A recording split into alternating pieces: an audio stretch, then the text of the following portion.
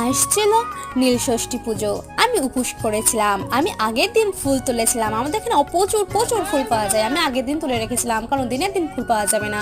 তো সবার হেল্পে আমি একটা মালা গেঁথে ফেলে এলাম। তারপরে আমরা চলে গেলাম মন্দিরে।